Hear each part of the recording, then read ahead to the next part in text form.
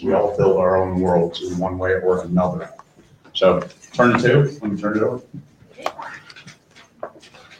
So hi, I'm Martha Carr. Can you hear me? Yes. Yeah. Oh, great.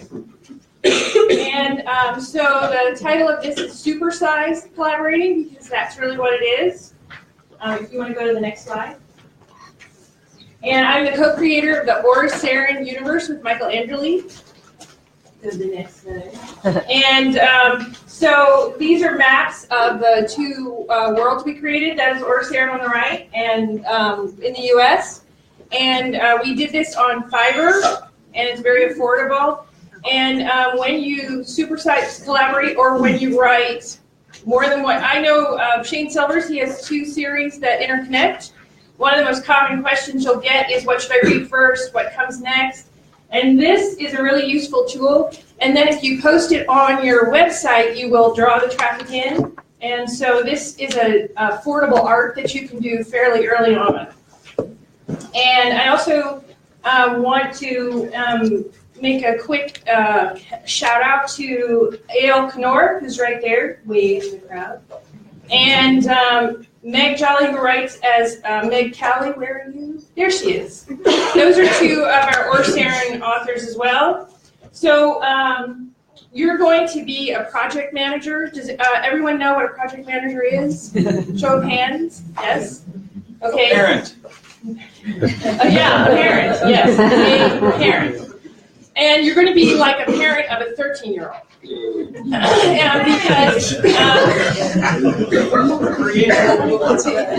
that was Meg who yelled out, hey. And it's because you're going to have a lot of moving parts that have dates that must be met. And you have to be the one who keeps track of who's where and what needs to get done. And you will give as much autonomy as you can to each of the authors, because you have to. But at the same time, you will be the one who is keeping track of whether or not they hit it. And then going and saying politely and kindly, have you done it? And then helping them get to the place where they do it. And so you have to also be willing to be patient and have a sense of humor and to be kind. And to then let it go. You'll do a constant let it go. And so you want to create art to get people excited while you're building out your universe. At first, you don't have much to talk about except the backstory. And yet, excuse me, you need to build some enthusiasm for what you're doing. So you want to start with art. And so slide 1, start with the hook. You want to create a one-liner that makes people want to lean in to hear more. Because you're going to be talking first to authors, and you're trying to who have a series, who are writers already, and you're going to have to be able to tell them why they want to join you. And it's going to be the same as if you're trying to get readers involved. So much like they were telling you about the blurb yesterday, you don't want to give them at first a long synopsis, because we all know you don't even do that to an agent. You don't do it to the traditional world. You didn't do it to a publisher, because they glaze over. So, Or-Sarin, magic is returning to our world, or history got it wrong, magic is real, or Arthurian Gambit, you think you know about werewolves and vampires, think again.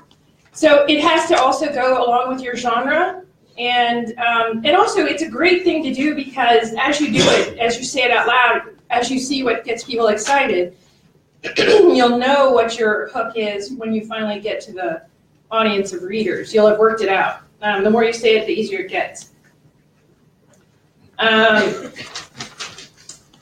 Next slide, please. Oh, shoot. He's ahead of me. That's my son, Libby. So you want to create a personal and a business budget. And this sounds like common sense, but I've seen lots of people pants it.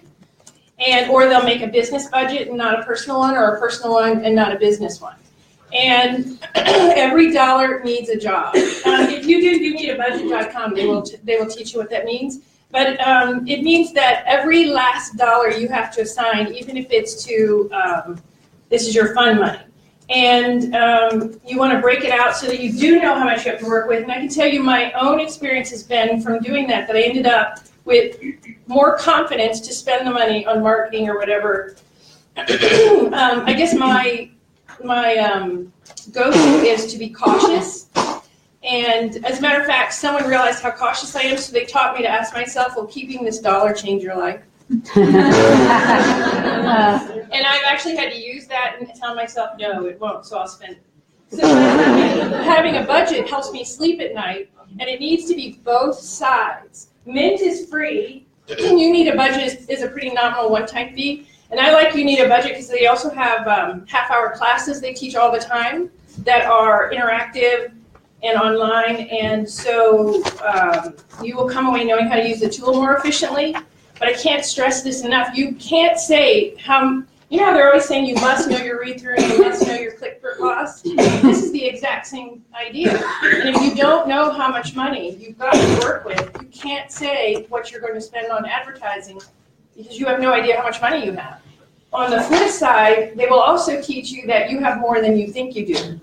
And if you're getting started, start the right way. Also, when you've hit your financial ceiling for the month, stop. It's tempting to say, if I just spend a little more, maybe I'll make a little more. But as to be a good steward of your funds, you also have to do the opposite and know when you've done enough and have enough faith in the universe or whatever, that next month is a new month, and you don't want to sink yourself into a depressing hole where now you're desperate. So you want to be a good steward of your funds and include marketing as a line item.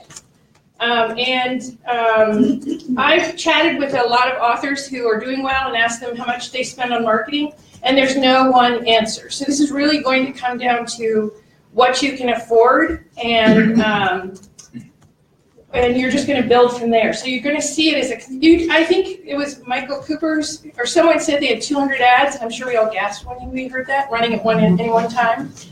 And that's great, but that's not me. And so I'm okay with where I am, and I'm going to build from there. And when I can do more, I will. And every conference I come to, I learn more. So that also means that the ad money I spend will be spent more intelligently than if I dumped it all in at once. So it's okay to start from where you are, and you're still going to build. Next slide. So one of the things that we found the most daunting was art.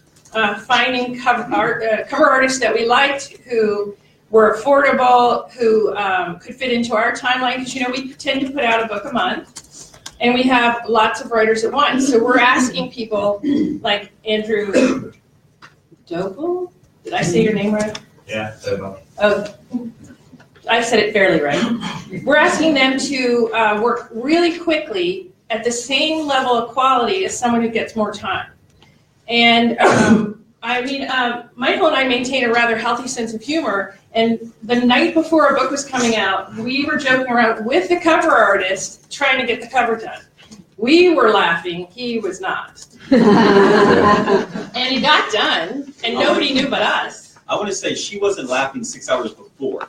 I It took a fair amount of psychology to get her to the laughing stage. I don't remember that. So you want to. So also we made an error early on of getting really enthusiastic with an artist, and not understanding that his strength was in a different genre. And we struggled with him for a while and paid a precious amount of money, and then had to part ways. And that's fine. It was a learning experience, but really investigate their covers, and does the majority of their work fit your genre, and be willing to say no and walk away. Because you're going to have some trouble finding artists who have the time and who are in your budget. Although, so it gets tempting to say, this will do. Don't do it. Covers are far too important. And set your expectations for delivery time, budget, and genre. For artists, build in an extra week ahead of when you want it, and don't tell them. Sorry, Andrew. Forget I said that. You do understand the current life. Oh, am I in the way? You're being filmed. Oh, yes. Oh, yeah. Hello. So you don't want it, because often they'll say in a panicked voice, I can't give this to you till 2 days after the due date. Is that all right? And you don't give it away, and you say, I can deal with that, which is true. And because you're going to need that extra week, but then you also need to do, with editors, it's even more important, because the editor is in direct contact with the writer, and you need to help the writer work it backwards. So you ask, when does this book, we use a team of readers, beta readers, and so I ask the person who works with the beta readers, when do you need the book, the published date is X, when do you need the book in order to get into the readers in time? I take that date and go to the editor. This is the date we have to have it. When do you need it by in order to have it done? We take that date and go back to the writer and say, you must deliver it to the editor. You have to help the writer, and you have to walk it back, and you're going to have to probably do it every time. I'd like to say that you don't, and that at some point you can take your hands off of it. That's not going to be true. And I work full-time, and I also manage a universe, and I write in the universe. So it can be done, but it's a commitment that it's a decision I made. I write during my lunch hour. I write early in the morning. I write at night. I write on the weekend. And it's a choice I made. People who are not writers feel sorry for me. I'm trying into my money. And I'm fine. It's a choice that I made.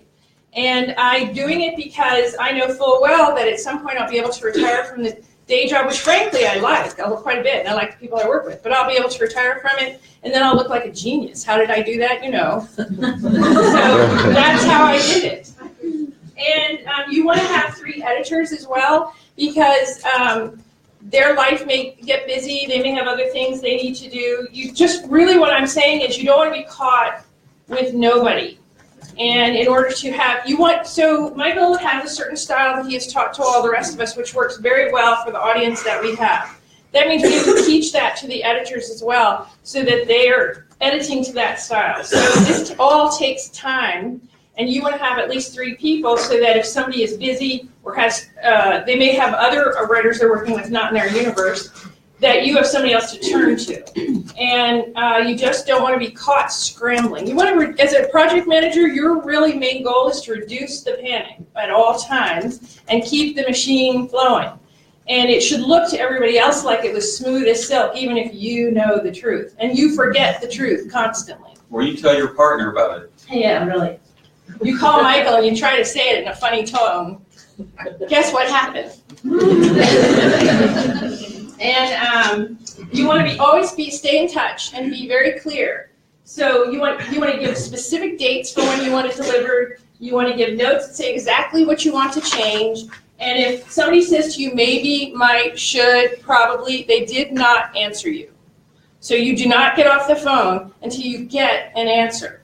And if you can never get an answer, then that is not someone you want to work with, because it will make your life hell. And I mean that. You really, with so many moving parts, you cannot have somebody crucial to the delivery of a book who cannot be, at least we're all adults. If you can't be accountable enough, and I'm more than happy to work with you, if you tell me you can't do it till here, that's what I'll build into the system. But if you can't, as an adult, tell me accurately, it's going to make everything else suddenly bunch up on the sides to accommodate you. And I can't do that. So keep in mind, if you hear those words, they have not answered you. Now, I find that when I start to then throw out dates, they will start to work with me till we get to an answer. And I will say it back to you. So this is the date you are going to deliver it. And I don't use I say half-assed words. Because I'm going to make sure that what you said is what I heard. And what I say, you heard it.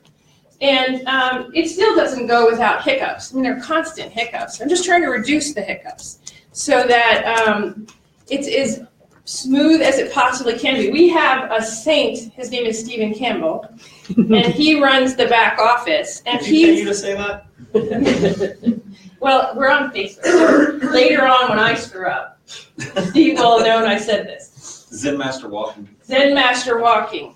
And he is the one who, unfortunately, is the last stop. So that means it's all sliding downhill toward him. And so I am very aware that if I don't stay on top of my part, and there's a whole other universe, Cartharian, and within Cartharian there are many universes. So if I don't keep track of my shit, I'm making him do it for me. And I'm very aware of that. And I do not want to be the one who Stephen is having to wait on a book. He's having to push the JIT team.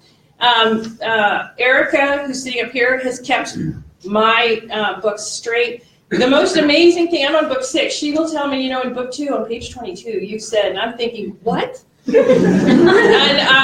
it's so I'm very aware that when I don't do my part, I'm making somebody else do it. It will get done.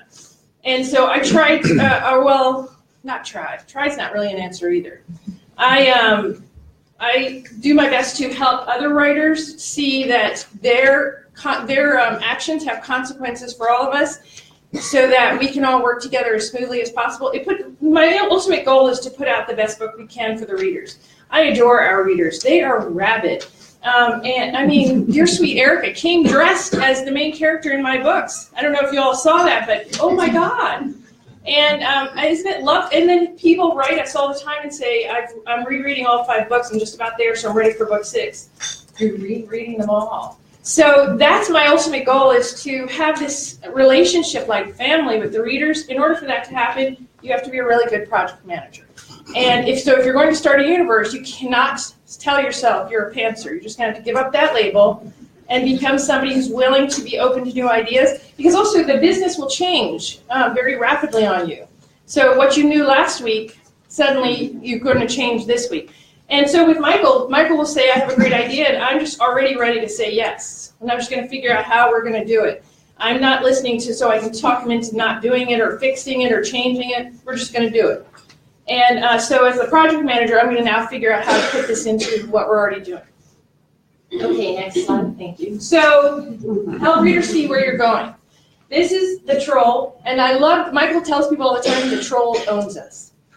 So in the beginning, we wanted a sidekick, which is in urban fantasy is a trope. And he said, make it a troll. And so I don't know why, but I thought it'd be funny if the troll swore. Because I swear, you might as well know. And his name is Youngfuck Tiberius Troll. And he is the most popular character in the whole series. His scenes rarely have anything to do with the plot. No one cares. And we get a lot of veterans who are our fans, who read it because the troll helps them escape and it makes them laugh their head off. And then this is Older people like cussing. Well, yeah, that too. I cuss really artfully. And this is a Willing, and that's a rat-like Gorsaran creature that can hide. It's a thief, and it hides things in the folds of its skin, and that's Michael's favorite character. Liar. Now, so when we were talking about the troll, and I'm trying to express what's going on and what I see, she works with the artist that she had found in the beginning and what we were doing. And so I think I was on vacation or something. And ill. You were on vacation and ill, so you were totally incommunicado. Yeah, so we're going across Europe. We're in Paris or whatever, and I'm not feeling well. And then I get this really expensive drawing of shit. I loved it. She's like, I love this troll. It looks like a villain with a little bit of fur. Yeah, no, it's butt ugly. It was butt ugly. And she's like, isn't this great? Yeah. And I'm just standing there, and I don't have the wherewithal to be happy about this. And I'm like, no, this is nothing like, it's like, we need something that's kind of cute like Gremlins, but has teeth. And so we ended up with this one, which I was happy with, but she was like, not really sure about this. And then it became a fan favorite. She's like, you're right. Also, say that again. he showed me them. So about a month or two later, he showed me what I thought was wonderful, and I couldn't believe that I had liked it. It was butt ugly. He was right. So the reason why we did this was so that we could help readers more accurately see, and we made mugs out of it, and we give them as fan gifts all the time. And this right here, very, very useful to building a fan base. So don't ignore the side art. And so ahead of chapters also in the ebook where you're going to meet this character, you'll see these pictures. And our goal is to build super fans and who are in love with the characters, not the plots, the characters.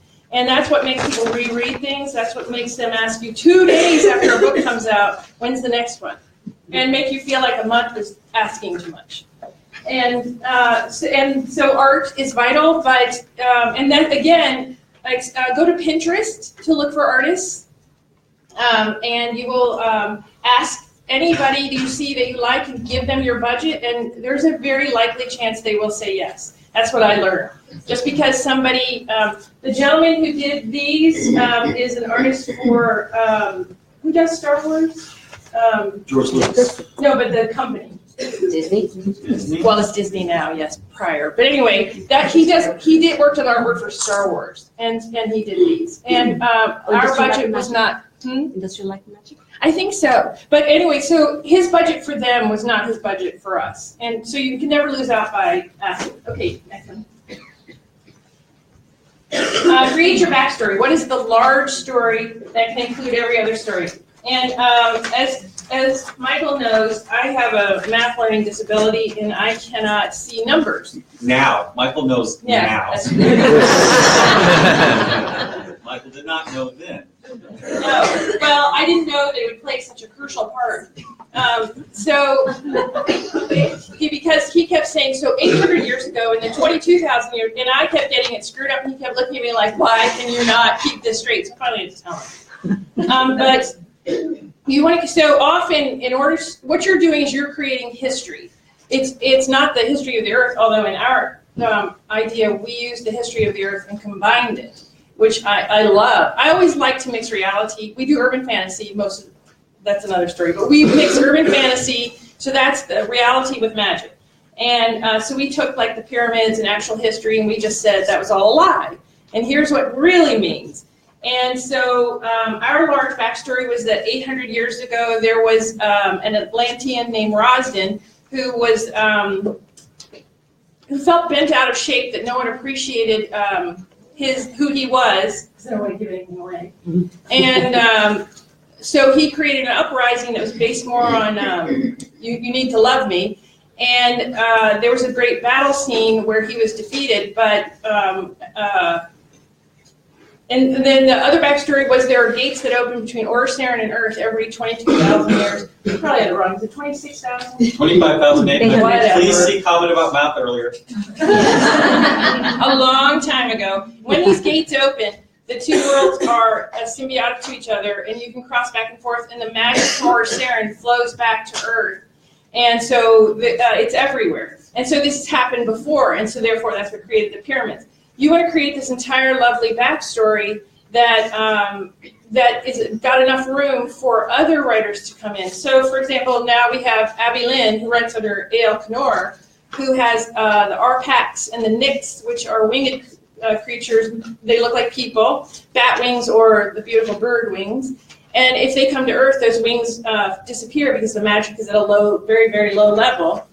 And so on the map, they're to the left of the Elf Kingdom. And then you can start to intersect, like I now mention Arpax and Nyx in what I do. And so you start to cross over. Characters from my book have appeared in Midwestern Chronicles. But you need the giant backstory that can involve everyone, that can intersect, so that the readers feel like there's a connection among everything. And it's kind of like saying if you didn't know Earth's history. Yes. Here he comes. Well, no, because Martha will do this to me all the time. I'm going to stay outside so you get all the video. They can only hear me talk. No, speaking to what Abby Lynn and everything does, it's really important if you're going to do a collaboration to intersperse your characters across them. The fans love it.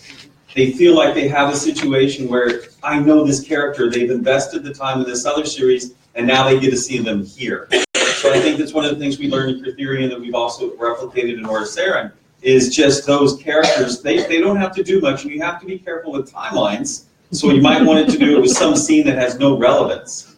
Right. But it works out very well. Yes. And so you also want to break the series up into 3 arcs of 4 each.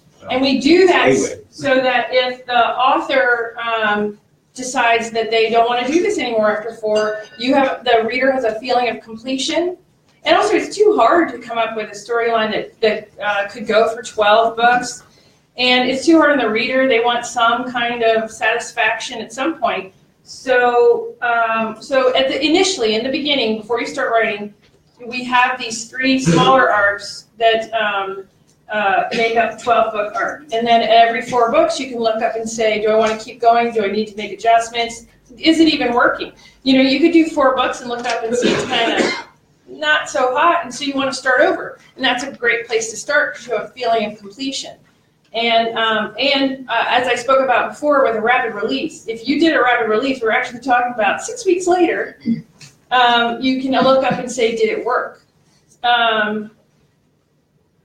And so then what is the initial story that is tied to the giant story? So the Lyra Chronicles is has the origin story in it. It was the first series that Michael and I do.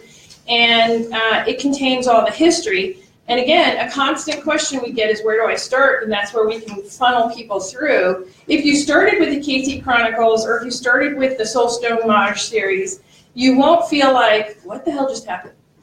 But if you want a sense of history and you want to get the fullness, so we have a timeline on the website as well, where you can see where to start and what comes next. And that's vital. And a fan did it, which is wonderful. And you want that initial series tied to the theme, and you meet Rosden in our theme. You see what happens to Rosden.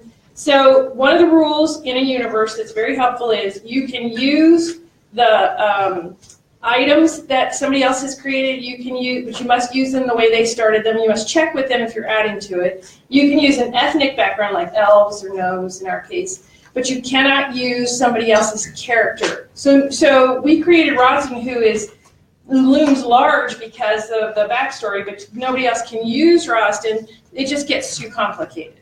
So that's something to keep in mind that you must reiterate to people more than once is you certainly can have light elves, but you cannot use the light elves that we're using. And since I got started, I got to use the king and queen, so sorry.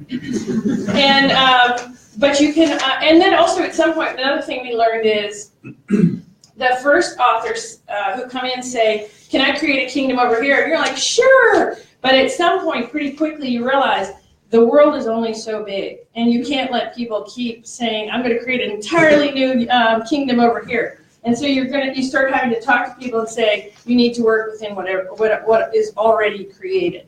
And they can do it. And then you also, as the project manager, you are probably the only person who has all the details. And so you are working out the beats with the different collaborators to make sure that it fits. Like Meg had an idea for, what was it? With that, I had to break. No, well, she had an idea for her characters, and I had to break the news to her that Soulstone Mage series was that the witches got, their magics. And I said, well, that's great, but it's already being done. Yeah. And so she has to go back to the drawing board and come up with it. And so she didn't have her heart broken when she already had a 60,000-word book. You know, this was at the very beginning. So you were keeping track of all that. However, next slide. You are creating a story Bible with all the details. We use StoryShop, storyshop.io, and we ask all the authors to regularly contribute to it. StoryShop is really great because it has a navigation system as well, so that it cross-references. And but we also ask all the authors to check with me before they put things in there, so that we don't suddenly find there's a lot of things that don't exactly go with our vision, and or that interferes with a plot line we know is coming up. But it started early, and we have artifacts in there. We have insects, we have flora and fauna, as well as characters, even minor characters, and we have all the ethnic backgrounds. So also, if a writer is kind of stuck, they can go to StoryShop and look around and see what they might be able to dip into for their own story. So it's vital that you do that. And you want to create a means to communicate online with each other. This is also one of the things I love most about doing this, because I started in traditional publishing about 30 years ago. And I had a lot of course, author friends traditionally published, but you were always kind of your own little island. There wasn't enough sharing of information, and I just don't think we knew how to do it or what to share. And there's so little transparency in the traditional world that you're not even sure what to share. But we use Slack.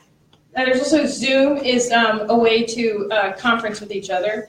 But because we have Slack and it has multiple channels, some of them, and you can create private channels, we have created a community, and we have channels for marketing, we have channels for covers, we have channels for audio, we have channels to goof off, and I have a community. And we talk about everything. We even, somebody is sick, we all know it, we rally around them. Somebody's, Meg's having a baby, we all know it, and we're all cheering her on. Somebody's first book comes out, and we're there buying the book, sharing the book for them. And it's just such a wonderful, uplifting camaraderie that is created by having an internal system. And also, it's a quick way for me to check in and say, how's the book coming? When I can feel the date looming and I've not heard from you and I'm wondering, and why is that? So you need to create a means to intercommunicate. And the artists are on there, the editors are on there, anyone who deals with our universe is in Slack. As a matter of fact, it's one of the things that we ask them, are you willing to talk to us in Slack? If you're not, it's really not going to work out for us. We did have that situation occur. From a business perspective, everybody has the ability to say how they wish to communicate. In the situation that we had, we were working with a cover artist, and they chose to work with what they were used to, which was email. And my explanation was, I'm not willing to do that. Yes. I already have too big of a situation going on. We are in Slack. I can understand and respect you choose not to be in Slack, but we will choose not to work with you. That seems pretty fair to me. So we do focus in Slack, and I'll talk more about this afternoon. Okay, and let me quickly mention too, when somebody says, I can't do that, you don't want to be working with them anyway, because our experience is they bring the drama. People who are wonderful to work with are also say, sure. So you really want to listen to that gut inner voice. This is a lot like dating. And when the red flag pops up, pay attention. So next slide, please. So this is, we had this art created by Andreas Roca, one of the sexiest men alive. You only have 5 minutes, Michael. She would actually go, I get to talk to Andre. He had the deepest voice, Andreas Roca. Anyway, I digress. So you can't, this is painted. This is completely painted. And he does the Lego boxes. Again, he worked with our budget, so I learned, ask. And it's the most beautiful painting, and this was one of the first things we created, so we had something to put on our website. And that's what you want to do, is you want to start building the world. Okay, next slide. Now you're ready for authors. Michael and I, you can learn from us, we swore in February that we would not ask any authors till July. 2 weeks later, Andrew Lee calls and says, I already asked somebody, sorry. And I said, oh, well, then I've got somebody. And he said, okay, well, then I have another person. I said, okay, well, I've got somebody else too. So suddenly we had 4 authors, and we hadn't really done much. And I would say, don't do that. It's a little tough. We did it, but if we had it to do over again, I think we would have started. It would have been better for our collaborators if we hadn't done that, so that they would have more in the beginning. They wouldn't have to wait for us. Which they did. So you want to look for people who are already writing in your genre. You want to check out their Amazon, Facebook, and author pages. You're really not looking to open an academy of writing. So you're looking for people who can work with you, who already know some of the ropes. They don't necessarily need, all boats will rise together. So that's fine too. But you want some amount already under their belt. And you want a contract that spells out everything, including if the universe is sold or ends. So you're not friends, you are working together. You become friends and you're friendly, but this is a business relationship, and treat it with respect. So respect means a contract. And you want to do it in the very beginning when there is not skin in the game. And also, it is the fastest way to cure I said and you heard. Because when they look at the contract, that's when you will hear that I thought it meant this. And that's great. I want to know where there's confusion, and the contract will help spell it out. Next slide. Now you're going to start. So you want to be brave and invite those first authors. Remember, this will always be a collaboration. So an author may say, this is too fast for me. I need to do a book every 8 weeks. That's fine. We will also point out to you that your income will be directly tied to how quickly you do produce, which is fine. But but we're going to point out the realities to you also, because our target audience is whale readers, people who read very rapidly all the time, and they migrate like a sea of fish towards who writes fast. And if you stay away too long, you are then having to remind them all over again that you exist, and it's tough. And if you just keep it going, Craig posted this wonderful post from 20Books you may have seen on being a blue-collar author, and it's true. If you are saying to yourself, I'm going to target whale readers, and you can just make the commitment, and and it fits with your life, and this is something you want. It's not the only way, by the way. I'm not saying it's the only way to be so, not at all. But if this is what you choose, then just being consistent, you will find that it does amazing things for you. Remain flexible and open to ideas because change will be absolutely constant and rapid. And it is all data. So that's something I remind myself of as well. I take my own ego out of it as best as I can. And I tell myself all the time that when the data comes in, what needs to be changed and what's actually okay. And I do rely on Michael a lot for that too, because I can also fall into the trap of comparing myself to somebody who's been doing it longer, wonder why I'm not where they are. And it's because they've been doing it longer. And I'm not enjoying the success I do have. And so after our first few books were out, I had a neighborhood potluck. And Michael came, and 20Books people. I invited people from 20Books. It was fun. And so you want to celebrate every success, every step of the way. Do not do destination living where you say, I will be happy when, because you will never get there. You want to celebrate that you managed to get the universe started. You want to celebrate that the website's up and running. And you want to celebrate that the first books are out. I did say to him, I knew that if the first books came out and flopped, this would be a sad little potluck. But fortunately, they did super well. So, last slide. So I want to get to this. So 6 months later, we have 22 books and 2 shorts out, 31,210 books sold, and 17,110,171 pages turned. And these are the covers for the Lyra Chronicles. They are the 3rd covers that we did in 6 months. 3. And as much as if you fail the first time, spin some more. What's sad too, we got better at it, and these are the least expensive by far. But now we're really happy with them. And you just, you get smarter, you get better, and this is what Eric came dressed as, by the way. I'm super impressed by that. And there's the troll on the shoulder. So we did this in 6 months, even with all the adjustments we made that no one saw from the outside, that we were back there scrambling. This is what we've managed to accomplish so far. And it also, by the way, every author so far is now a bestseller, and more than once. So this can be you. Main thing I want to stress, 2 things. It's a commitment, so walk into it knowing that. And 2, if you're not having fun, don't do it. It's so much work, and there will be moments where, like Michael says, I talk him off the ledge, and then fortunately we never do it at the same time. He talks me off the ledge. So there are moments like that. So you need to be having fun. And I'm also 58. I like it when Steven's in the room because then I'm not the oldest. And this is also to remind you that all you've got to the day you're in. So it doesn't matter how old you are. It doesn't matter how many years you've been doing it or haven't been doing it. You truly have just today. So what can I reasonably accomplish today? Is there any fun mixed in? Because there should be. And then just go out and do it. And if it's not what you hoped for, find out some smart people to go ask why. And adjust. And thank you very much.